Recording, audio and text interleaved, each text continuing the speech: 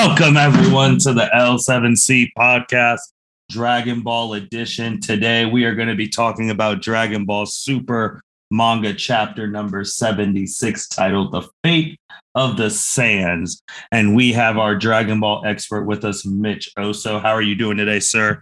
Doing fantastic, as always. How about yourself? I'm doing well, man. Thank you for asking.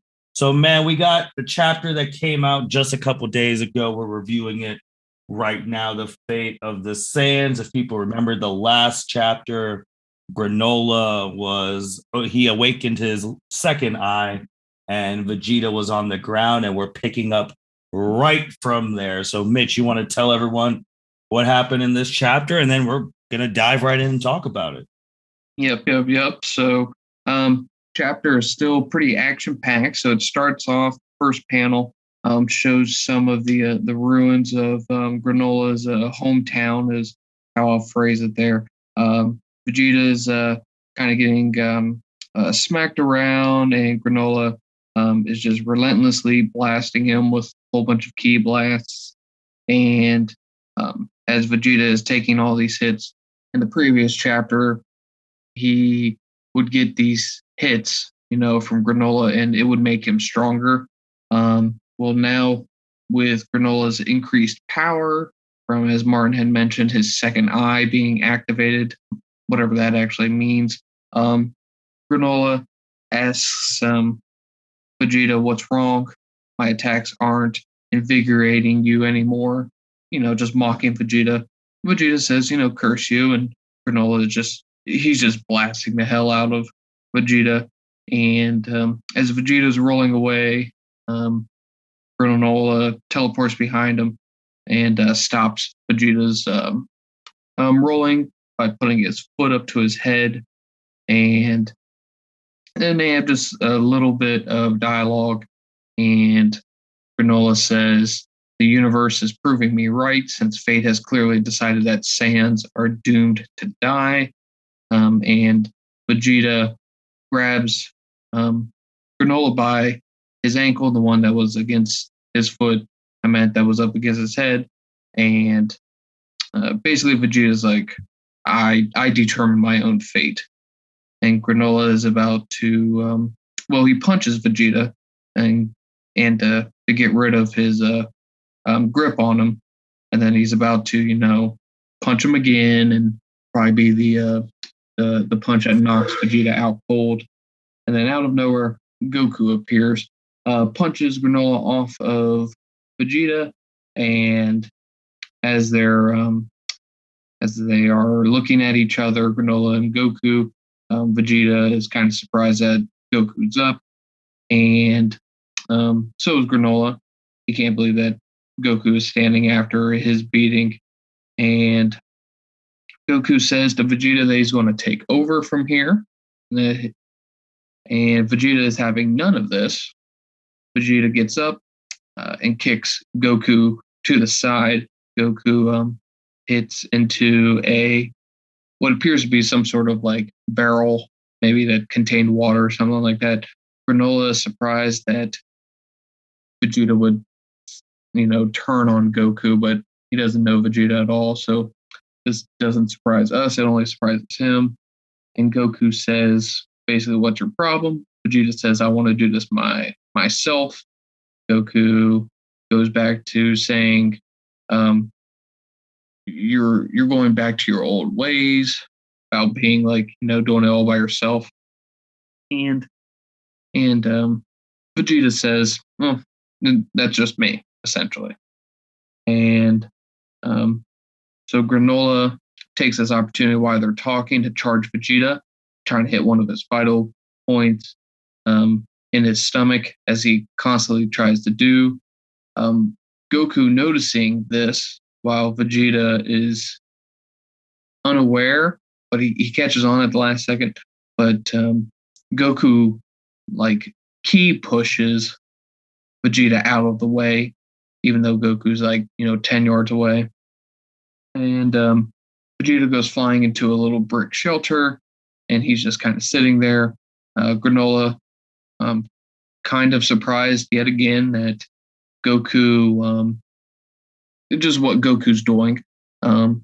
He's just surprised that Goku is kind of figuring him out, and Goku makes a remark that he understands his whole targeting the vitals thing, and it's not going to work anymore. Granolah says that he's calling his bluff, and he starts laughing. And Granolah teleports directly behind Goku, and Goku knows this is happening. And it appears that Granolah gets a shot on Goku right on the back of his neck. Goku falls face first into a puddle of water, and Granolah turns his back to Goku to go back to Vegeta. So, their fight can continue. Out of nowhere, Granolah gets blasted in his back by a ki blast from Goku. And basically, Goku is he's using ki to kind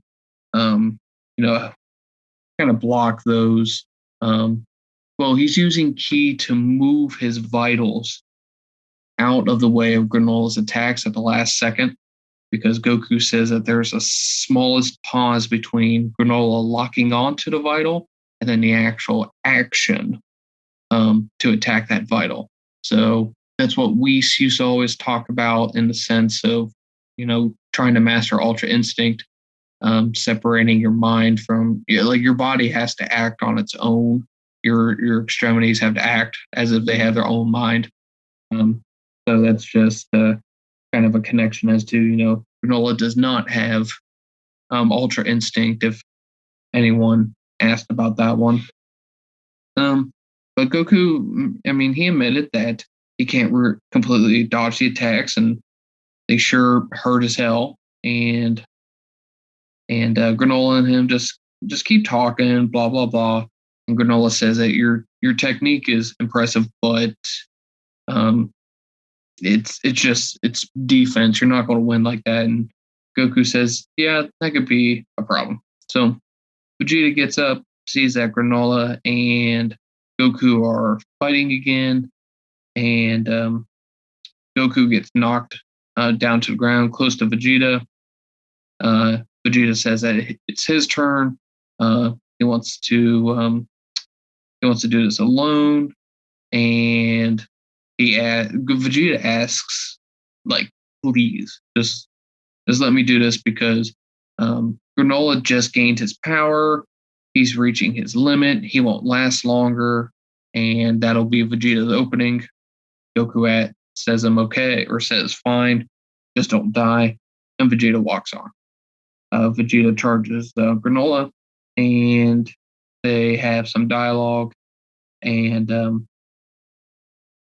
Vegeta goes to Ultra Ego. Granolah completely surprised that he is back to Ultra Ego, thinking that, Vegeta's already reached his limit. And as Vegeta said, as I explained, this power is unbounded and it has no limits. And then he does a blast towards Granolah, charges him, hits him right in the face, and he sends Granolah flying into one of the Ceruleans or Sugarians. That's the people, the population, the civilization that occupies the planet. And they're in like a domed city, like a glass domed city. Granolah smashes onto the glass dome, and Vegeta though was just right behind him, and he smashes or just kicks him right in the gut through the glass dome. Now they're in the middle of the streets. Granolah pleads with Vegeta that he doesn't want to fight him there with all of the people, innocent civilians. Vegeta kind of makes a remark that he thought that Granolah didn't care about anything, and so they're fighting a little bit. And Granolah's like, "No, not here." Vegeta goes on to bite Granolah's arm whenever he tries to punch him. Kind of funny, and this part was actually kind of sweet though. In retaliation to that bite, Granolah tosses Vegeta right onto the ground, and Vegeta makes a joke to Granolah that can't quite use those precision rapid fire moves here, can you? The ones that he was doing earlier or whatnot. And Granolah appears right in front, like standing over top of Vegeta with his feet holding down Vegeta's arms, and he has his fingers locked and loaded, pointing right at Vegeta's face, and he says, "At this range, the city will be fine." And Vegeta's like, it shows a panel, and Vegeta's like, "Oh fuck," right? And Granolah just for a couple panels here, it's just machine gun blasting Vegeta point blank, and just doing a ton of damage to Vegeta. And Vegeta's just sitting in this crater now, seemingly unconscious. And Granolah he's getting to his limit now. So in the previous panels, it showed, his second eye was, activated, but now he opens his eye and it's only his right eye that is activated, the one that's always been how it is. The left one is, back to normal now. So he's losing his stamina, right? Granolah stumbles back and he falls to the ground, and he looks over at one of the buildings that seemingly, now has a wall in it, and he sees a family, assuming a mother and her child, and just kind of cowering in what appears to be their living room. That there's a fight going on right outside, and Granolah has a flashback to when the Saiyans invaded the planet years ago, and when this chapter, or when this arc first started, it showed a Granolah was having a dream, and it showed that he was running through the city as it was being decimated by the Saiyans and Frieza's force, and he ran to a church, and whenever he got into the church, he was there for a little bit, and then a Saiyan ape appeared in the hole of the roof of the church, and we had speculated that had to have been Bardock. Well, this flashback in this chapter shows Granolah as a child running to the church. He gets to the church, and his mother is there, and they they embrace each other, and they're sitting there, and it shows that apparently someone or something is approaching the church they're in, and it shows the last panel with them that they're shocked by what they see. So that was the flashback. And now going back to present day, Granolah's like looking at that family, and he says, "Oh no." And Vegeta stands up, bloodied as can be, which needs to be in the anime, by the way. It just makes this chapter better. Vegeta says, "Any grudges against us Saiyans are well deserved. Well deserved. How could I object to you destroying me here and now? However, eradicating the Saiyans, by eradicating the Saiyans, aren't you just repeating history? You Ceruleans were never such a savage tribe. Savage tribe, were you? I cannot get the words out of my mouth today."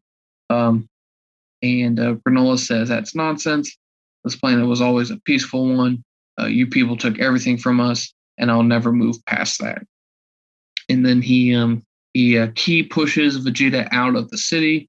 They're out in the the prairie outside the city, and Granolah's basically had it with Vegeta. So he starts powering up him, and he's putting everything he can into this last key blast that he's going to send to Vegeta.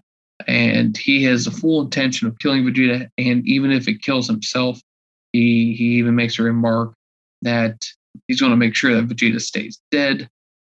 He is prepared to burn away his life here, and that his revenge against Frieza will have to wait until both are in hell. Pretty intense. Vegeta sitting there saying that that he apologizes to Beerus, that he couldn't, revert back to how he used to be, that the God of Destruction power was beyond the scope of a novice like him. And Vegeta's just kind of accepting his fate that he's about to die. And Goku he's looking at what's about to happen here, and he can't believe it. And, he's charging Granolah. And as he charges Granolah, his spaceship, Granolah's spaceship, zooms past Goku, and it has forget what the Namekian's name is, Monado or Monado, something like that. Mm-hmm. We find out he is in the spaceship that Granola's assistant, I think it was Oatmeal, I think. Yes. Yep. Oatmeal. Yep. Oatmeal went and got Monado and brought him to the battlefield.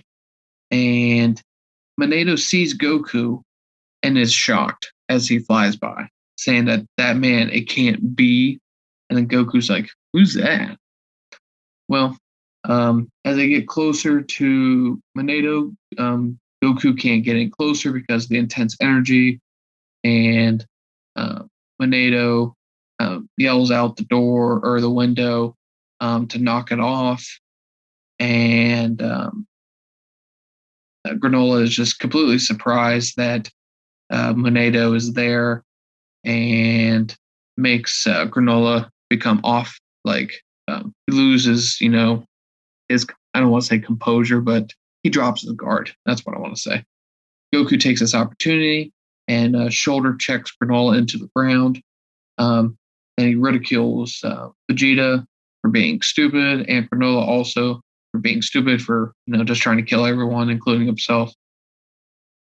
And Granolah yells at Monado to quit meddling in my business, blah blah blah. And Goku and Vegeta, as they see Monado walk out of the ship, they're kind of in shock that a Namekian is there. And Granolah pleads with Monado to leave so that he can finish this, and his nightmare could be over. And Monado says that some of his facts are incorrect, and that he has actually been that it was a lie, that he's actually stated some lies before, and that there was actually a Saiyan who didn't earn his vengeance, right?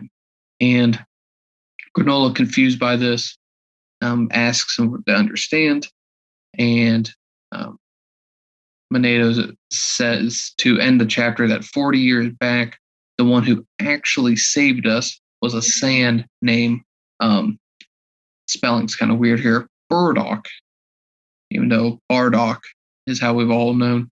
And Granolah is just in shock, and Goku is confused. He has, one of those thought bubbles that come out, and it's a question mark. And then Vegeta just has, his little thought bubble is, like a realization, kind of that. But Goku completely confused. But yep, that's how the chapter ends, with Monado stating that Bardock was the savior of all of them 40 years ago. So, yeah, that's the rundown, the synopsis of this chapter. All right. Thank you.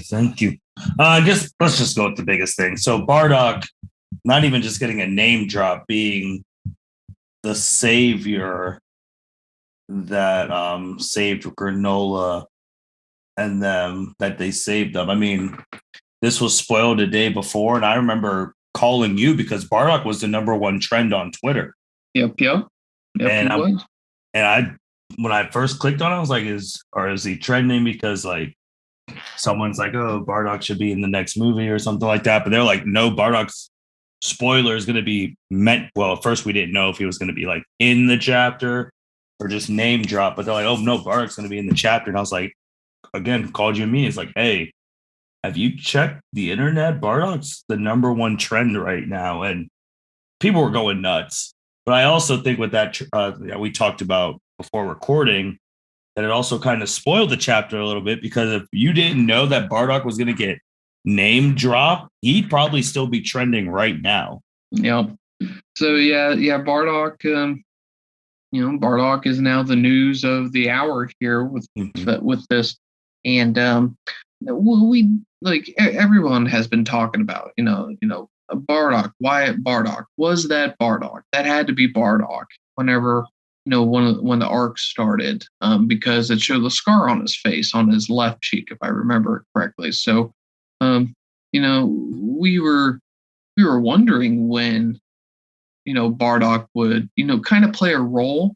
Some people, I think it was even us, I believe, we thought maybe the Bardock, the Bardock plot point would come in the form of Granolah, maybe seeing like Bardock in his human form, and then recognizing Goku. So we thought maybe that would be like a plot point, and that he would want to kill Goku because of that, and King Vegeta with Vegeta, so on and so forth. But that never came to be. So now we just have a turn that Bardock, while destroying the city, at some point is the hero. Now, I did see this on Twitter, and it's a pretty good thought. We have to wait until next chapter to see what the outcome for this is, and was there inconsistency with this chapter? And this is what it means. So, chapter 46, Monato says, 40 years ago, Bardock saved them. 40 years ago, and at the beginning of at the beginning, I think it was at the beginning. It was when Granolah was traveling around in space. Granolah had stated that the attack happened 50 years ago, right? So, if it happened 50 years ago, but Monato said that it was 40 years ago, there's a 10-year gap in there. So, did it take them 10 years to take over Planet Cereal? Or did Monato lie about the 50 years they bring up?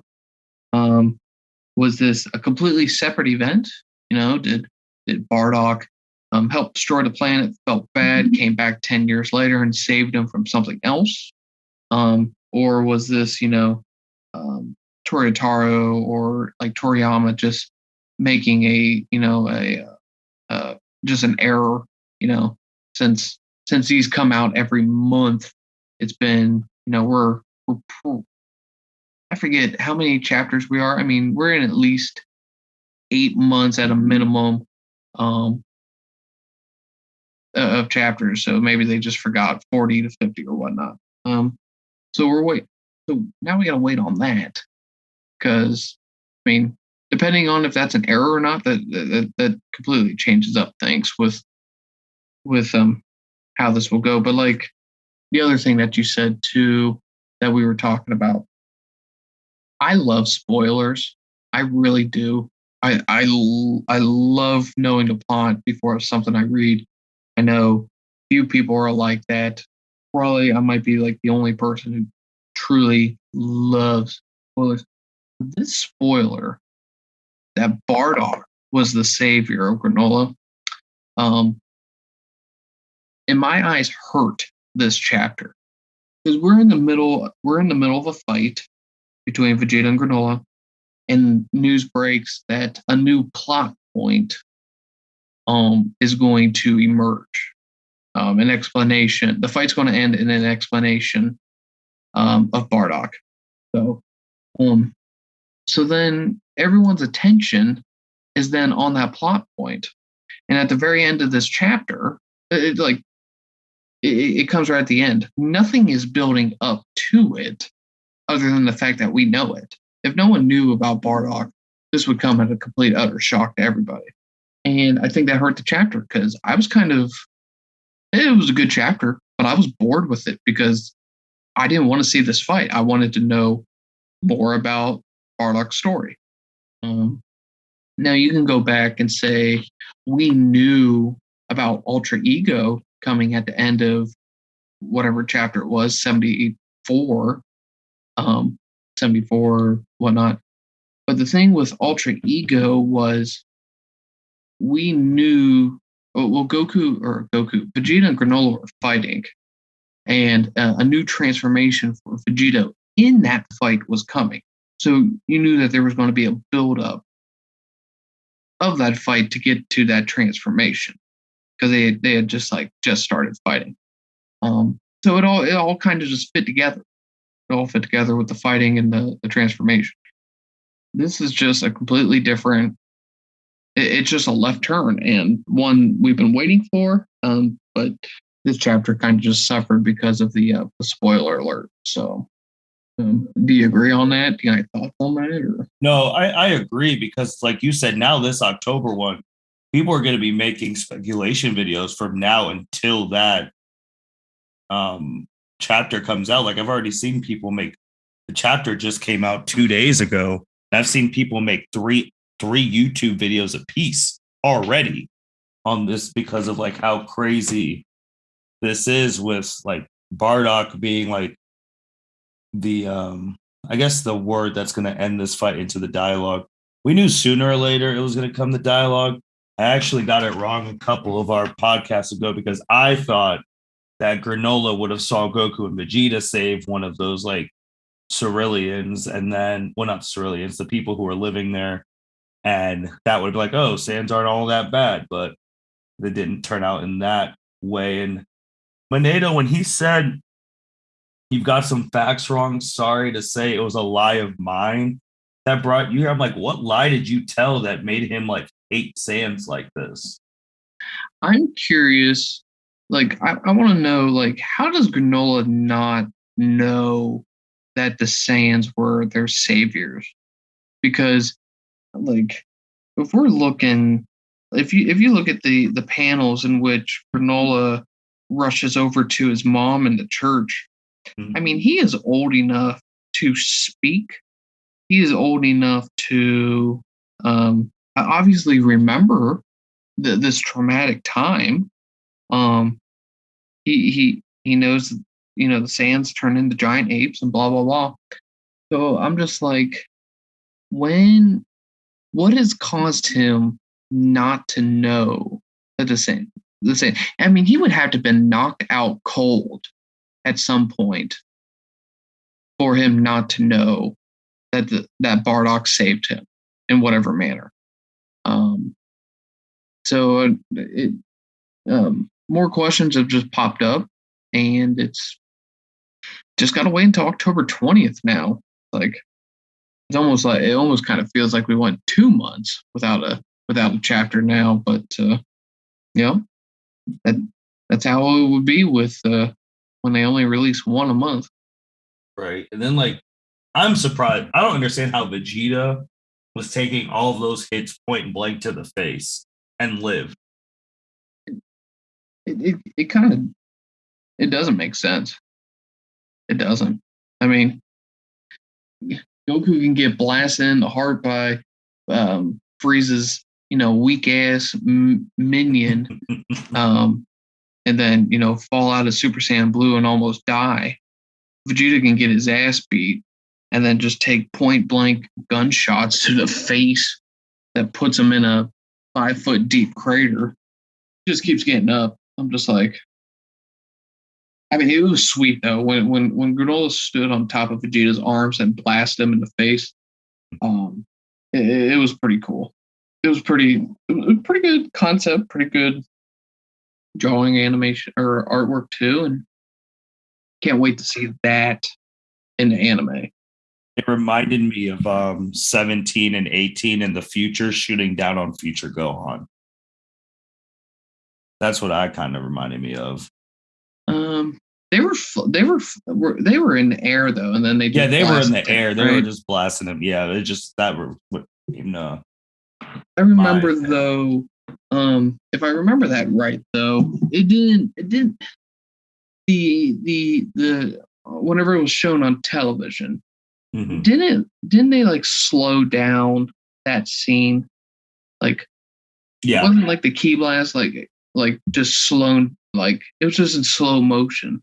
You know, it helped get the point across, you know, how crude Gohan was as he was about to die and blah blah blah.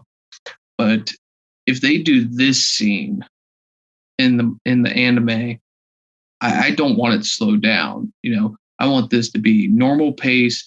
I want it to be intense. I want Bruce Falconer.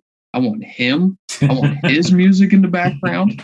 And it'll be cool. Yeah, it'll be good. This will be a look forward to scene in the anime. There was one thing that I thought was going to be an inconsistency, but then again, Granolah, because for someone who's supposedly supposed to be a mercenary and smart, he's kind of dumb. Where Vegeta was talking about, like, I only fought with Goku, like, when we had something to protect.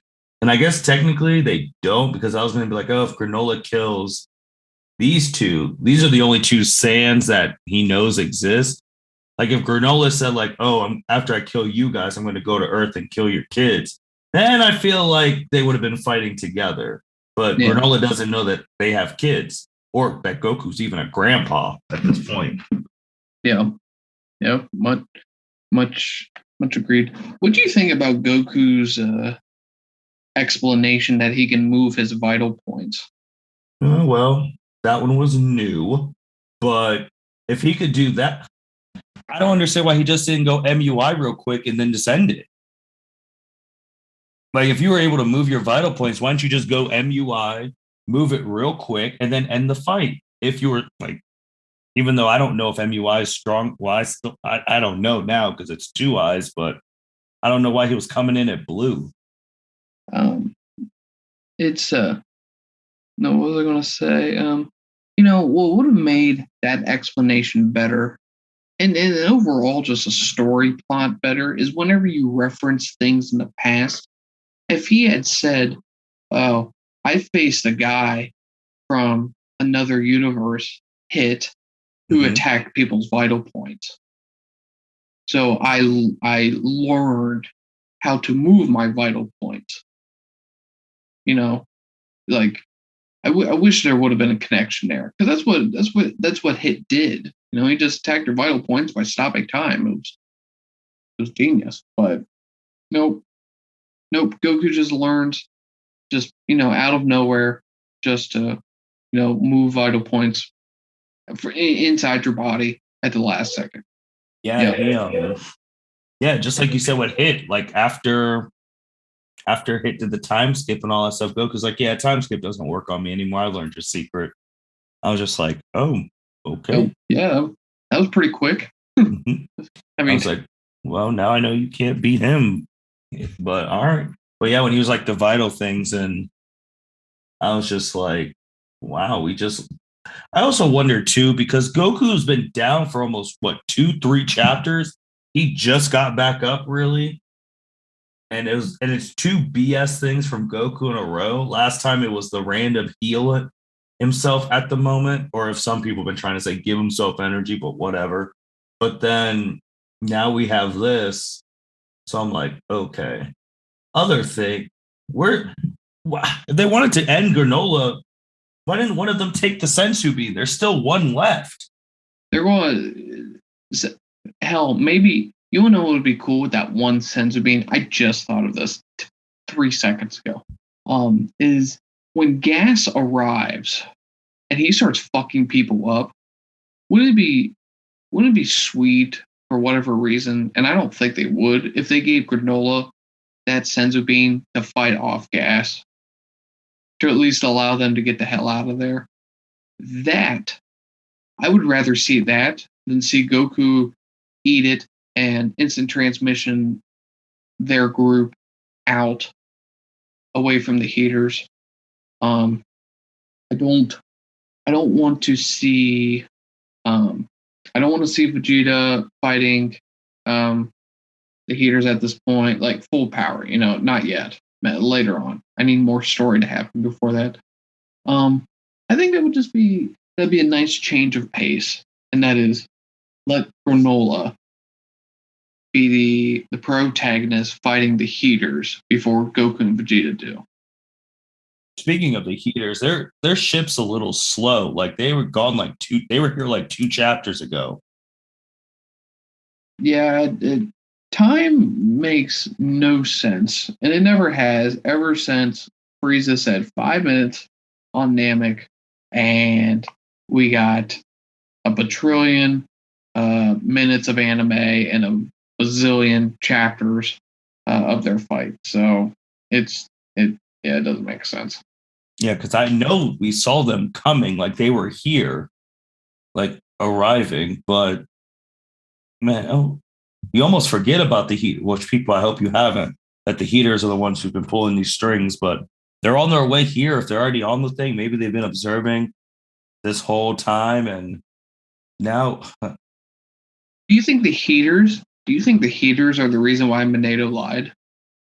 it could be. I mean, that'd be elect having something to do with that to lie and make him a mercenary. That would be. I mean, there has to be a connection.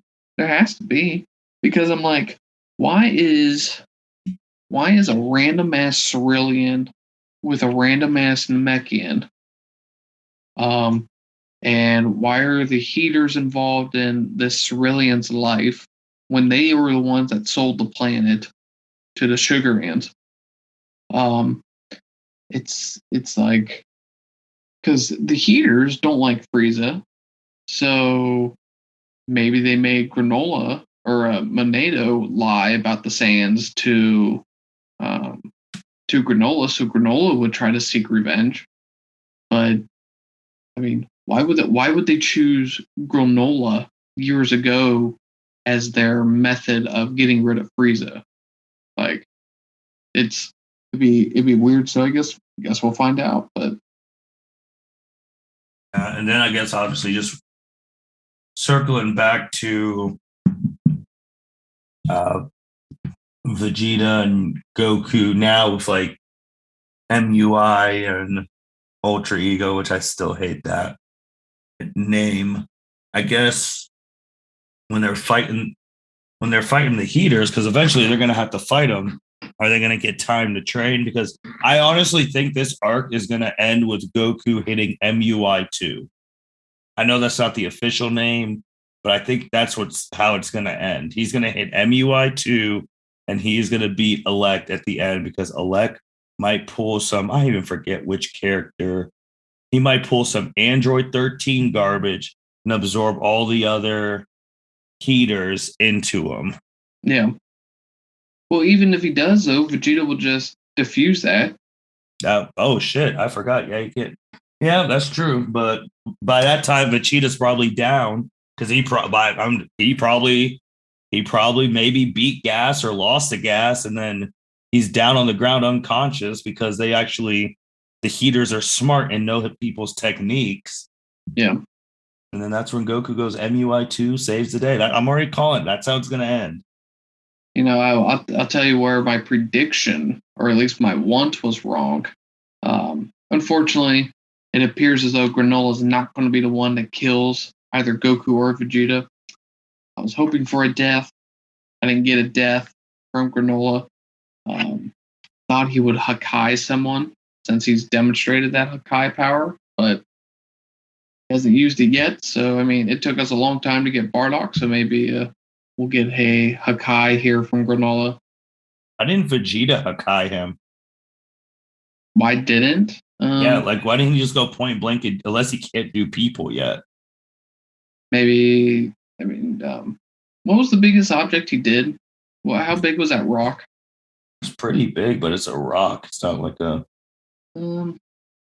Yeah, I'm trying to remember how big that rock was. I don't think it was the size of a person, but I could be wrong. I just forget the visuals of that chapter. But Granolah was the one who blew up that huge ass, boulder that blew up the entire side of that mountain. But that's, gosh, and to think, man, that we're really not that much time has gone past. And I'm not meaning like, from days of travel, they say 2 weeks have passed. That's not what I'm saying. But since these chapters come out once a month, I mean, if you think about it, they just landed on that planet to fight Granolah. This fight could have been maybe an hour or 30 minutes of real life time.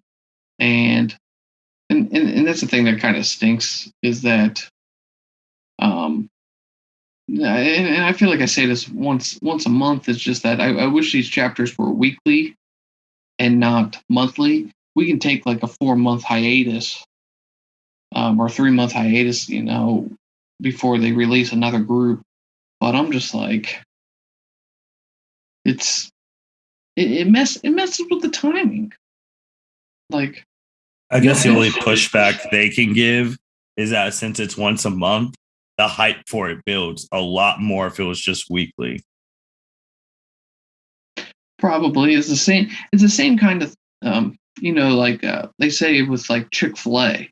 The fact that Chick-fil-A is closed on Sundays, that sticks into people's minds more. That whenever it's Monday through Saturday, they're like, "Oh, I gotta get the Chick-fil-A. They're not open on Sunday, but I can't go there freely. I got limitations." And then people go there, and then Sunday people they wake up and they're like, "Huh, what am I going to get for lunch today? Ooh, Chick-fil-A sounds good." And then they're like, "Oh shit, it's not open. I got to go tomorrow then." So you make a point with these chapters coming out once a month. Everyone circles the 20th on their calendar every single month. So I mean, and they get free publicity. I mean, the week before whatever the 20th or 18th is of a month, everyone is doing prediction videos, what they want, all that stuff. As soon as the first spoiler comes out, they're going crazy. So I mean, it sucks because I've read mangas like back when Naruto was going around. It was weekly, but monthly is just. But they're 45 pages. But I would rather want weekly. But from a marketing standpoint, I get it. But man, next week we're gonna get Bardock's story in some way, shape, or form. I guess from continuity standpoint, which Bardock are they going to be talking about? Who knows? Who knows if I wish they actually made the Broly movie into a manga chapter or a manga arc, so I could see what they would do there, because the retcons that happened in the Broly movie compared to what actually happened. Just it's kind of annoying trying to pick and choose whatever is true and which one is not true anymore. But yeah, just here we go, just sitting and waiting. So it's wild, man, because it's 2021 and no one had on their Dragon Ball bingo board that Bardock is going to have a significant part in the current well, I guess maybe significant because it'll change Granola's outlook on the manga chapters in 2021. Yeah. Didn't definitely didn't have that on the when the key word is significant. Yeah. Didn't know that Bardock was going to have a significant role. That's for like saving, like what we had said earlier. I thought that Granolah would notice the similarities between Bardock and Goku, and then try to kill Goku, but nope, it didn't. We're gonna have to wait and see, man. I mean, that's gonna be chapter 77, and that hype is. I feel like they're gonna be super careful with what the first like teaser image spoiler they drop. Yeah, very much so. And I feel like as soon as the story's over, someone is gonna get shot or blasted in the back by gas, and then problems ensue.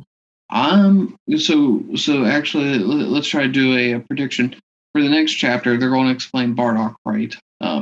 When the Heeters show themselves in the chapter, I meant not in front of Goku, Vegeta, and Granolah and Moneta, but actually when they show the Heeters in the chapter, are they right next to them, the group there, or are they elsewhere and they're making the wish? So like the sky goes black, and the group sitting there, Goku, Vegeta, Granolah, and Monato, they're like, someone's making a wish, and then they fly over to the dragon, but the Heeters already made their power and gas fucks everyone up. Do you think the Heeters are going to show up, or you will think that the heroes are going to them? I would, ooh. In the current condition they're in, I think they're going to show up to the heroes. I think the heroes are going to them. Because I don't even know where because the Dragon Balls are they back at his house? No, after Granola's wish, they flew off, and they arrived. I'm trying to think. The Heeters arrived to the planet with their dragon radar, and I think I remember they knew where both were, because apparently there's not I don't know how long the cooldown for these two Dragon Balls are. No, I don't. No way, it's a year. So Yeah, we'll see. I mean, I'm excited because we're about to get some Bardock stuff. Like again, this is wild. Like we're gonna hear some stuff, and this is gonna be like the first story. Well, second story, because I guess Frieza kind of told a story when she said he looked like a Saiyan. He's like, "Oh, you must be his son," and blah blah blah, and like killed him too or whatever. But now Goku's gonna hear a heroic tale of his father, and this is what some people are speculating that he'll finally get Goku to go want to try and meet his dad one-on-one. yeah, it would be good. It would be a good plot point. Just a good story. Meet him in the afterlife or wish him back or something. But I mean, we've already seen that instant transmission doesn't. It goes beyond the laws of Dragon Ball, and you can be dead in instant transmission to the real world, or be alive in instant transmission to the world of the dead. Breaks all the rules. It's great. It's great plot. It's a plot pen. Whatever you needed to do, it'll do it for you. A plot pen. Right. Never made that word before.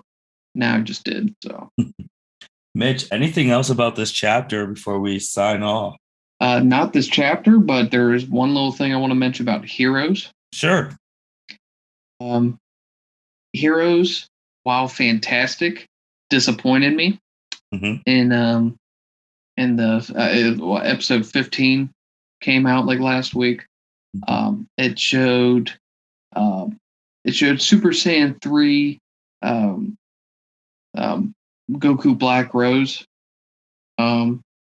and to defeat him, Goku and Vegeta had to fuse to Gogeta, and Gogeta won without an issue. Well, he went Super Saiyan Blue Evolution. I mean, he did transform. But the part that disappointed me is that it not since these episodes are small, they can't just cram long drawn out like fights. But I am not one for just fusion. At every arc that comes out, how are they going to defeat the bad guy? Are we going to see fusion? Is Gogeta going to show up and beat Moro? Is he going to beat Granolah? Is he going to beat the Heeters? Blah blah blah.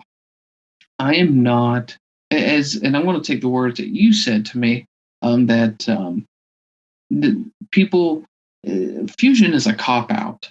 It's always a solution that everyone says this is how you're going to beat a fusion. Well, I don't want that. I want the story to be entertaining, right? And fusion has never lost. There have been moments where it's like it's either and I'm putting quotes on or like on loss here.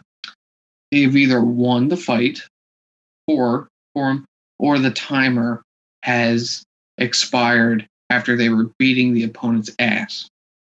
So Super Boo.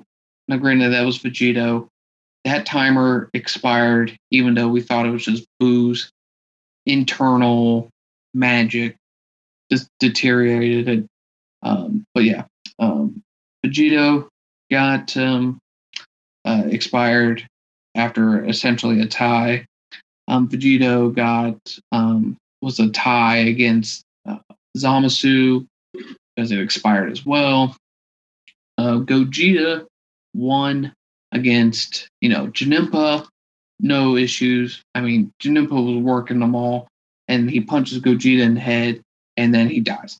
After the that spirit ball thing. Gogeta has a great fight against Broly, and it should be because it's a damn movie. But a great fight, and wins. So kudos there. In GT, Gogeta time expires, completely decimating Omega Shenron. And so where I'm getting at with these is all of these fusions did not get their ass beat. And so therefore it's like whenever it shows up, yeah, there's something special to it. But like sometimes I would like to see the most outrageous villain whip a fusion's ass.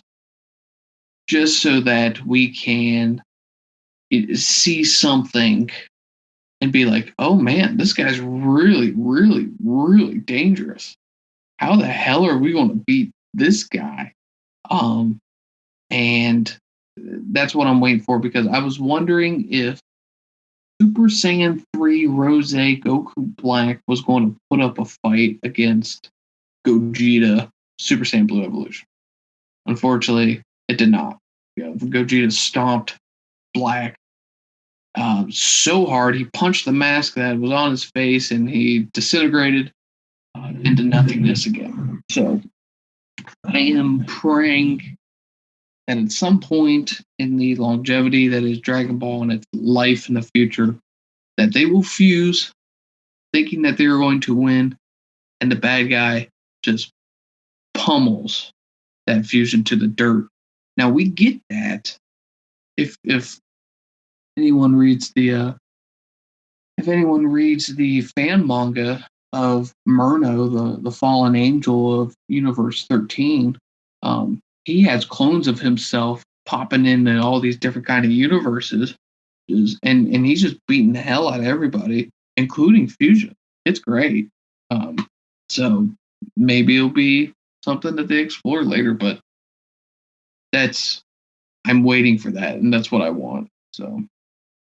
I actually find that a very interesting take from you, because how many, I guess with fusions, I don't know. I don't want, if it happens, it could be a good fight, but I want them to win, just because how many times on this podcast have we said about transformations becoming useless when they were special and then they lose? Like, that's why I'm so interested. In your take, because you yourself has called Blue trash because it never beats anyone. Now Ultra Instinct Omen is trash. MUI was. So I'm so interested in that take of yours, because those transformations, like what you just said, they have not beaten anybody. They haven't done shit. They've been the color fill of paint on, like on your computer. Like you draw Goku and you choose what color hair you want. That's about as useful as that transformation is.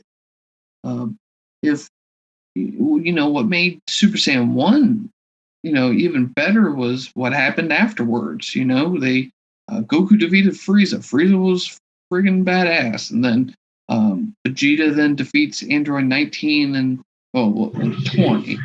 Yes, and then the androids came, and we know that like Super Saiyan is pretty badass. And then the androids, decimate 2 Super Saiyans before Goku gets back. So the reason why I want to see now Fusion get its ass kicked is because it's either had success, they've either won, or just kind of tied due to time restraints. I mean, that's his only loss. Father Time has beaten Fusions.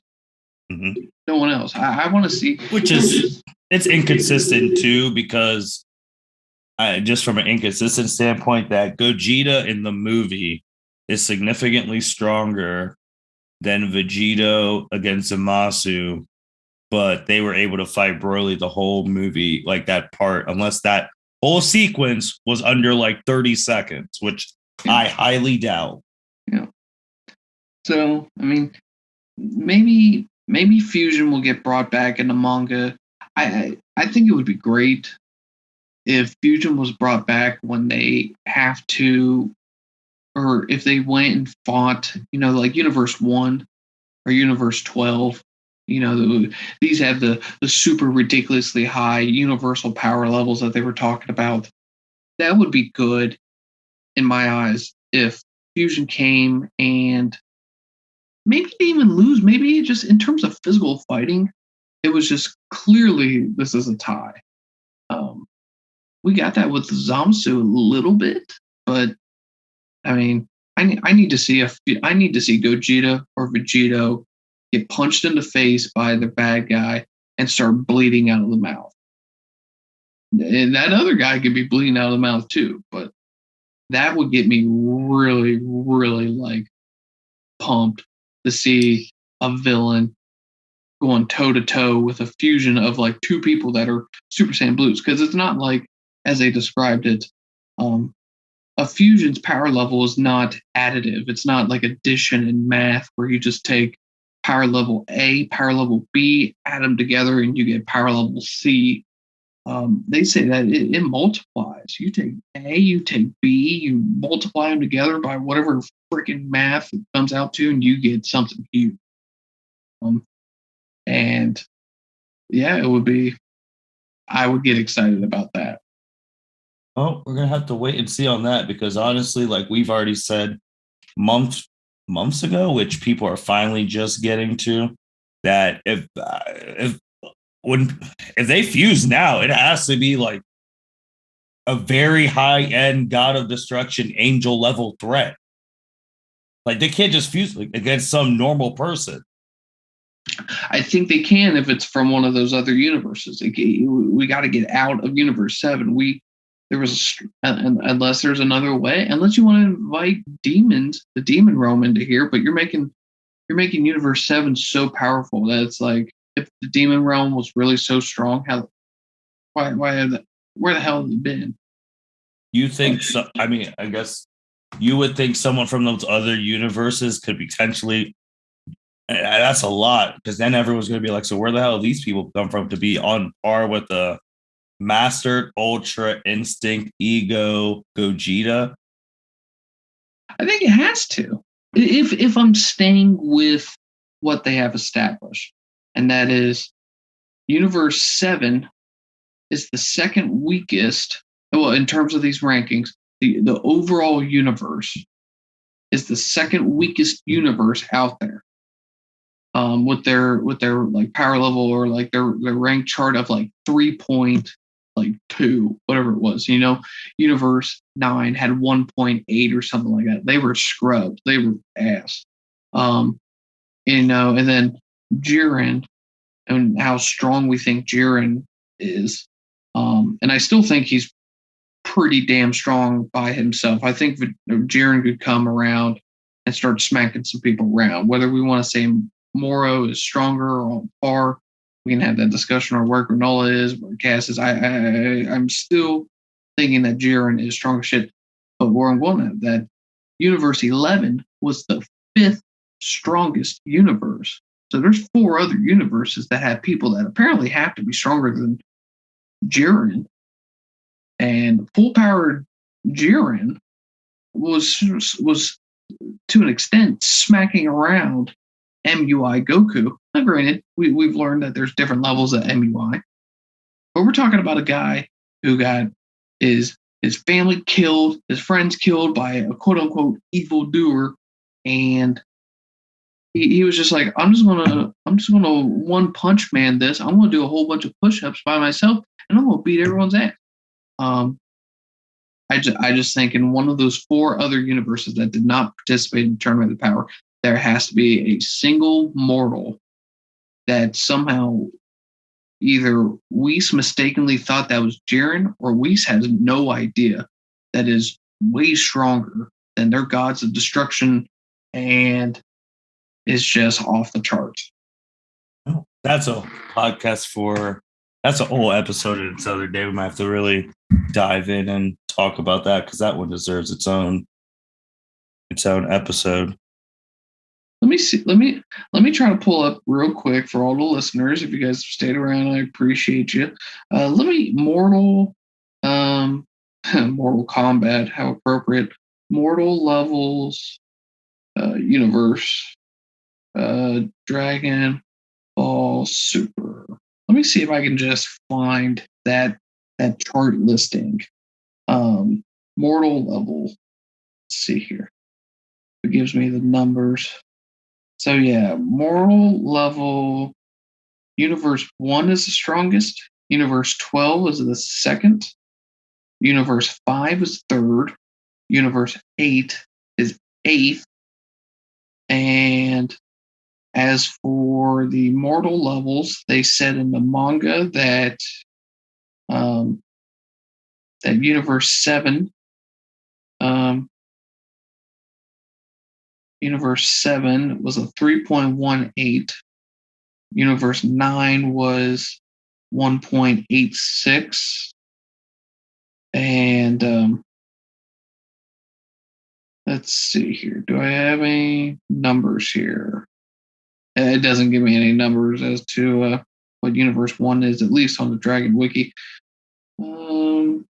Yeah, so I'll have to keep looking at that because I kind of swore they stated what the first one was, but not easily findable, discoverable. So, Okay, we'll have to look on that. Anything else, Mitch, before we close it down? Nope, I think that's it for me. All right.